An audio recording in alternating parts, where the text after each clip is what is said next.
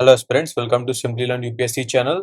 Indian Express के अखबार में देखिए आज बहुत सारे बिल के ऊपर चर्चा हुआ है क्योंकि पार्लियामेंट सेशन में था और कई सारे बिल पास हुए हैं। तो वो सब एस्पेक्ट आपको थोड़ा थोड़ा देखना होगा। अभी मैं बताता हूँ कैसे कैसे। पहले देखिए, एनसीटी ऑफ दिल्ली जो अमेंडमेंट बिल है वो राज्यसभा ने भी क्लियर कर दिया, तो पार्लियामेंट इसे क्लियरली पास कर दिया। लोकसभा पहले ही पास कर चुका है। अब इसकी वजह से ये है कि सेंटर का कंट्रोल दिल्ली पे बढ़ गया है। एलजी के थ्रू सेंटर अब ज़्यादा चीज़ें पे कंट्रोल कर सकती है इस बिल के आने के बाद, बिकॉज उसके पास्ट में सुप्रीम कोर्ट के जजमेंट के बाद पीपल इलेक्टेड लेजिस्लेटिव असेंबली थी दिल्ली की, उसको ज़्यादा एम्पावर किया था, गवर्नमेंट को ज़्यादा एम्पावर किया गया था।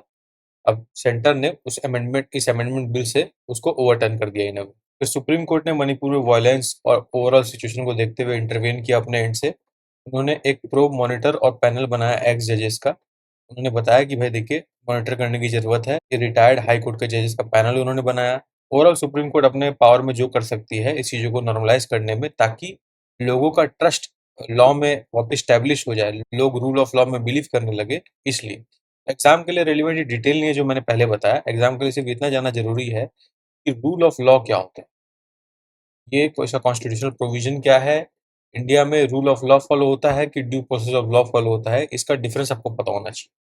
रूल ऑफ लॉ हम लोग इंडिया में कैसे अप्लाई करते हैं, क्योंकि इसके ऊपर प्रीलिम्स में वो डायरेक्ट स्टेटमेंट आ चुका है प्रीलिम्स 2021 में। तो ऐसे चीज़ों का जानकारी आपको होना चाहिए। तो देखिए, नेक्स्ट है पार्लियामेंट पेज का जो मैं बता रहा था। इसमें पहले एक इंटरेस्टिंग डेटा है जो भूपेंद्र यादव अपने एनवायरमेंट मिनिस्टर जो है उन्होंने लोकसभा में इन्फॉर्म किया कि nearly 34% of the diverted forest land was used for mining and road construction purposes. यानी जितना भी फॉरेस्ट लैंड को डाइवर्ट किया गया पास्ट में, 34% उसमें से माइनिंग के लिए और रोड कंस्ट्रक्शन पर्पस के लिए डाइवर्ट किया गया। बाकी कहाँ डाइवर्ट किया गया? इरिगेशन में कुछ डाइवर्ट किया गया, विंड पावर के लिए किया गया, डिफेंस के लिए किया गया, railway, thermal, transmission lines, hydel projects, इसके लिए डाइवर्ट किया गया। लगभग 514 हेक्टेयर जो लैंड है उसको इंक्रोच कर लिया गया पिछले 15 सालों में। इस स्टेट में सबसे ज्यादा डाइवर्शन हुआ, पंजाब में मैक्सिमम डाइवर्शन हुआ है। टोटल ये जो लैंड डाइवर्ट हुआ है उसकी संख्या है 3 लाख हेक्टेयर। ये कुछ डेटा आपको ध्यान होना चाहिए। ये जनरल स्टडीज 3 का इकोनॉमिक वाले पोर्शन में डेफिनेटली काम आएगा आपके मेंस में, और इन जनरल भी आप ऐसे में कई जगह इस चीज को डेटा को यूज कर सकते हो। फिर दूसरा यहाँ पे बिल का बात हो रहा है, registration of birth and death amendment bill, जो राज्यसभा ने पास कर दिया है। अभी बिल क्या था? ये बिल को ऑलरेडी लोकसभा पास कर चुकी है 1 अगस्त को। इस बिल में क्या है, बर्थ सर्टिफिकेट को एक सिंगल डॉक्यूमेंट बना दिया गया है, जिससे एडमिशन इन एजुकेशन इंस्टीट्यूशन, किसी को ड्राइविंग लाइसेंस इशू करना हो, किसी का वोटर लिस्ट में नाम आना हो, आधार नंबर किसी का रजिस्टर होना हो, ये सब जितनी जानकारी है सब में बर्थ सर्टिफिकेट एक प्राइमरी डॉक्यूमेंट की तरह मान्य किया जाएगा, ऐसा इस बिल में लिखा गया। इससे क्या है, इसके बेसिस पे यूनिफॉर्मिटी आने की वजह से गवर्नमेंट सोशल सर्विसेज और पब्लिक सर्विस डिलीवरी बेटर कर पाएगी और लोगों को बेनिफिट्स दे पाएगी और डिजिटल रजिस्ट्रेशन को प्रमोट कर पाएगी। ये एजेंडा था प्राइमरली, मोटा मोटी। बाकी डिटेल इस आर्टिकल में पढ़ सकते हो। ये वाला पेज मैं टेलीग्राम ग्रुप में शेयर करूंगा इन पार्लियामेंट।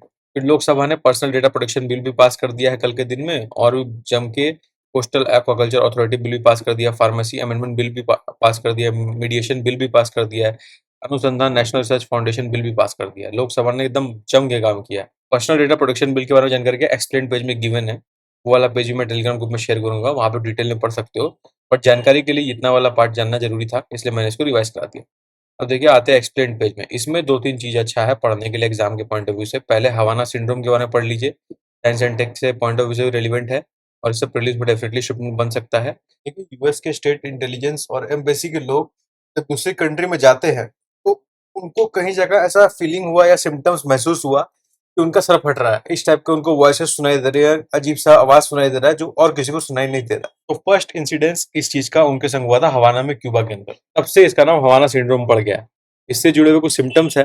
ये हवाना सिंड्रोम होता क्या है, इसका सिम्टम्स क्या है, सब जानकारी मैंने हाईलाइट कर दिया है।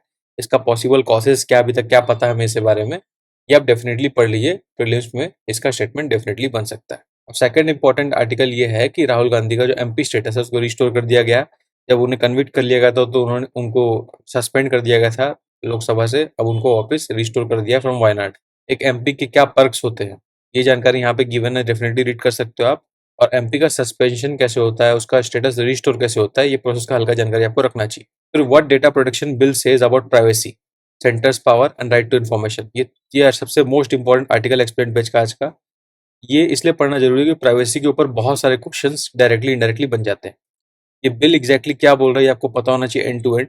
इसलिए वो आर्टिकल पूरा रिलेवेंट है। उसके अलावा कुछ चीज़ मैंने हाइलाइट कर दिया, आप रेफर कर सकते हो, स्पेसिफिकली उसको ध्यान दे सकते हो। फिर एक आर्टिकल है hardening of trade stance. India क्या काफ़ी टाइम से अपना ट्रेड स्टांस को काफ़ी हार्डन करके रखा है, इन द सेंस कि कुछ भी टैरिफ्स लगा के रखा है, हाई टैरिफ्स लगा के रखा है पैंडेमिक से पहले से भी लगभग, ताकि उनका ट्रेड बायलैटरल ट्रेड डील्स जो है इंडिया अपने अकॉर्डिंग चलाए, क्योंकि इंडिया एक बहुत बड़ा मार्केट है।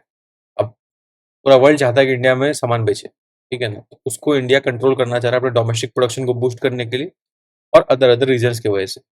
तो इंडिया का हार्डनिंग ट्रेड स्टांस क्यों रहा है, क्या है, उसका जानकारी आर्टिकल में दिया है, जरूर पढ़ना चाहिए आपको। ये ऐसे इंटरनेशनल ट्रेड के लिए मोस्ट रिलीवेंट है। एग्जाम में डायरेक्टली इंटरनेशनल ट्रेड में बहुत कम सवाल आता है, पर आपको पढ़ना चाहिए। इससे आपको इंडिया का ओवरऑल अंडरस्टैंडिंग या फिलोसॉफी समझ में आएगा कि इंडिया ट्रेड को कैसे देखता है। कभी आप पे क्वेश्चन आ गया कि इंडिया का समझ लिया ट्रेड डेफिसिट है दूसरे कंट्री के संग, इसको कैसे सॉल्व करोगे, तो उसमें इस आर्टिकल का पढ़ा हुआ जानकारी आपको यूजफुल आएगा।